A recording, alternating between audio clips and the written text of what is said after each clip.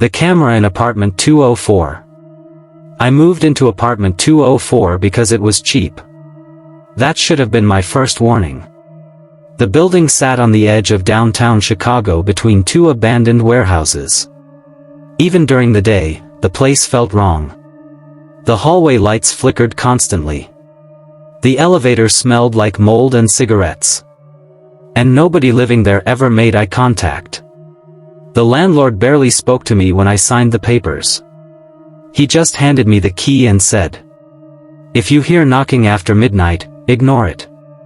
At the time, I laughed. I wish I hadn't. Apartment 204 was small and old. Yellow-stained walls. Cracked ceiling. Ancient carpet that smelled damp no matter how much I cleaned it. But I was broke, tired, and needed somewhere to stay. The first night was quiet. Too quiet. No traffic outside. No neighbors talking. No televisions through the walls. It felt like the entire building was empty. Around 2 a.m., I woke up thirsty and walked into the kitchen. That's when I heard it. A camera shutter. Click. The sound came from somewhere inside my apartment. I froze. A second later. Click. I turned on the kitchen light. Nothing. No one there. I checked the bathroom. Closet. Under the bed. Nothing. Eventually I convinced myself the building pipes were making strange noises. Old apartments always sound haunted. Human beings apparently love living inside dying concrete boxes and pretending it's normal. The next morning, I noticed something sitting outside my front door. A VHS camera. Old. Dusty. Black electrical tape wrapped around the handle. No note. No explanation. I brought it inside. The thing looked ancient, probably from the late 90s. There was also a tape already inside it. For some reason, I felt nervous touching it. But curiosity always wins. That's the problem with people. You could write, "Do not open or you will die," on a glowing cursed box and someone would still upload an unboxing video. I found an old adapter in one of the kitchen drawers and connected the camera to my television. Static filled the screen. Then footage appeared. The video showed the hallway outside apartment 204. My hallway. The timestamp read October 14th, 2:13 a.m. That was last night. The footage was shaky, like someone standing outside my apartment recording the door. I watched for almost a minute. Nothing happened. Then the camera slowly tilted left. Toward the far end of the hallway. Someone was standing there. Tall. Completely motionless. Too far away to see clearly. The figure looked almost unnaturally thin. I felt cold immediately. The camera zoomed slightly. The figure still didn't move. Then suddenly, the hallway light above it flickered off. For 1 second the screen went dark. When the light came back on, the figure was closer. Much closer. I paused the tape. The person now stood halfway down the hallway. Its face looked blurred somehow. Like the camera couldn't focus on it. I felt my stomach tighten. Then the tape ended. I sat there staring at the television for a long time. Part of me thought it had to be fake. Maybe some weird prank by another tenant. But another part of me couldn't stop thinking about the figure's proportions. Its arms looked too long. Its shoulders bent strangely. That night, I locked my door. I even pushed a chair beneath the handle. By 1:30 a.m., I still couldn't sleep. Every sound in the apartment made me jump. Pipes creaking. Floorboards shifting. Water dripping somewhere deep inside the walls. Then. Click. The camera shutter again. This time directly outside my bedroom. I grabbed my phone flashlight and slowly stepped into the hallway. The apartment was dark except for faint moonlight coming through the blinds. Nothing moved. Then I noticed the VHS camera sitting on the kitchen counter, pointing directly toward me. I was certain I had left it near the television. My chest tightened. Slowly, I walked closer. The camera was recording. Red light blinking softly. I reached out and stopped the recording. My hands were shaking. There was new footage on the tape. I played it immediately. At first, the screen showed darkness. Then slowly, my bedroom appeared. The camera had been inside my room, filming me while I slept. I felt sick. The footage continued for several minutes. Nothing happened. Then the camera turned slowly toward the corner of my room. Someone was standing there, watching me sleep. The figure was so tall its head nearly touched the ceiling. Its arms hung unnaturally low. And its face. There wasn't one. Just darkness. I nearly dropped the remote. Then the figure slowly leaned closer toward the bed. Static exploded across the screen. The tape ended. I couldn't breathe. Someone had been inside my apartment. Or something had. I called the landlord immediately. No answer. I called again. Straight to voicemail. That's when I heard footsteps above me. Slow. Heavy. Dragging across the ceiling. The apartment above mine was supposed to be empty. I grabbed a baseball bat from my closet and stepped into the hallway. The building felt dead silent. I walked upstairs to apartment 304. The hallway lights flickered violently overhead. The door to 304 stood slightly open. A terrible smell drifted out. Rotting food. Mold. Something worse underneath. I pushed the door slowly. The apartment was empty. No furniture. No lights. No people. But the walls. Hundreds of photographs covered every wall. All of them were pictures of tenants sleeping inside their apartments. Some photos looked decades old. Others recent. Terrifyingly recent. Then I saw one of myself. Sleeping in apartment 204. Taken last night. Under the photo someone had written. He can see it now. I backed away immediately. That's when the camera shutter clicked behind me. Click. I spun around. No one there. But hanging at the end of the hallway was another photograph. Fresh. Still moving slightly. I walked toward it carefully. My blood froze. It was a picture of me standing inside apartment 304. Taken only seconds earlier. And behind me in the photo, the tall figure stood in the doorway, watching me. I turned around instantly. The doorway behind me was empty.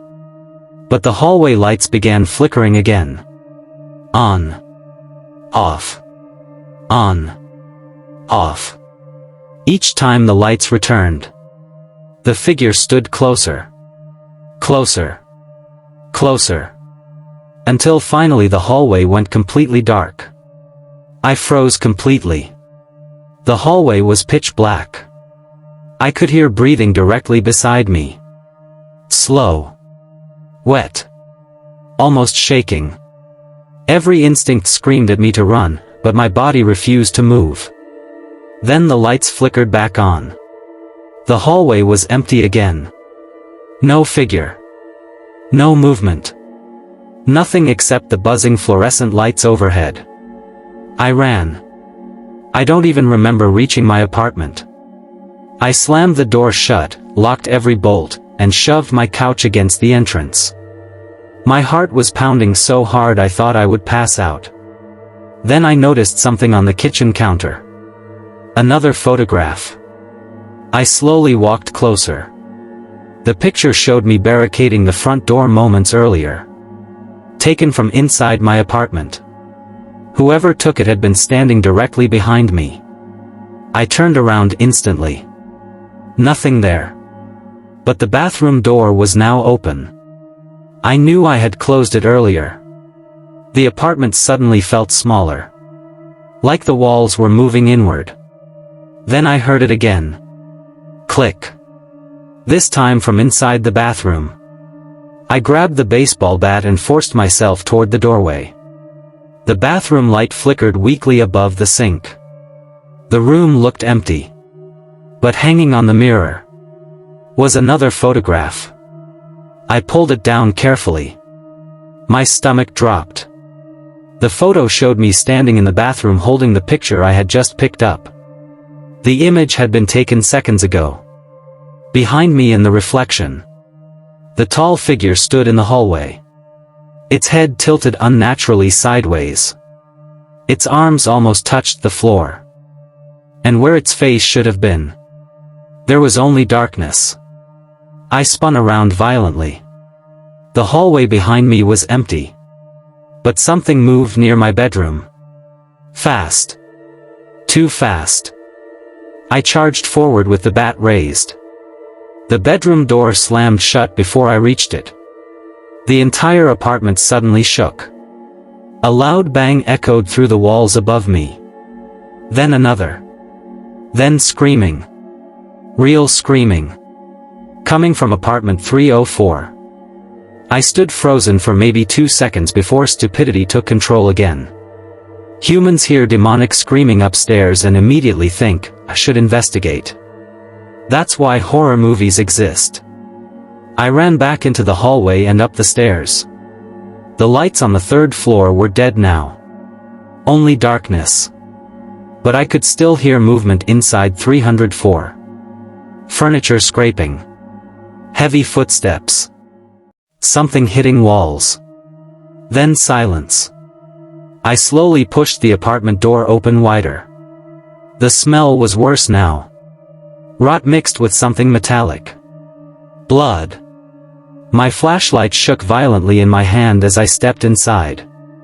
The photographs were gone. Every wall was empty. The apartment looked abandoned again. But at the far end of the room, a television glowed softly in the darkness. Static hissed from the screen. And sitting directly in front of it was a man. He looked ancient. Thin gray hair. Dirty hospital gown. Skin stretched tightly over his bones. He didn't move when I entered. He just stared at the television. Then he spoke. You saw it. His voice sounded dry and broken. I couldn't answer. The old man slowly turned toward me. His eyes were bloodshot. Terrified. You shouldn't have watched the tapes. I finally forced words out. What is that thing? The man looked back toward the static television. It lives inside recordings. Cold spread through my chest. What? It moves through cameras. Screens. Reflections, he whispered. The television static suddenly distorted loudly. The old man flinched immediately. Then he grabbed my arm with shocking force. You have to stop recording. Click. The camera shutter echoed from somewhere behind us. The old man's face went white. Slowly. He pointed toward the hallway behind me. I turned. The tall figure stood there. Closer than ever before. Its body nearly touched the ceiling.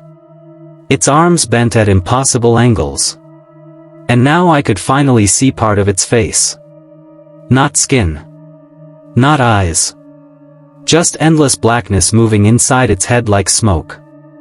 The room temperature dropped instantly. The television static became deafening. The old man started crying. It learns you every time it sees you. The figure took one slow step forward. The hallway light exploded. Glass sprayed across the floor. I stumbled backward. The old man screamed. Don't let it record you. Then every television screen inside the apartment turned on at once. Dozens of screens. I hadn't even noticed them before. Old CRT televisions stacked across the room. Every single screen showing live footage of me standing there. Different angles. Different rooms. Some impossible. One camera showed me from directly above. Another from inside the hallway wall. Another from inside my own apartment downstairs. And in every screen, the figure stood closer to me than it did in real life. Watching. Waiting. The old man grabbed a hammer from beside the chair and smashed one television. The screen burst apart. Instantly the figure jerked violently. Like it felt pain.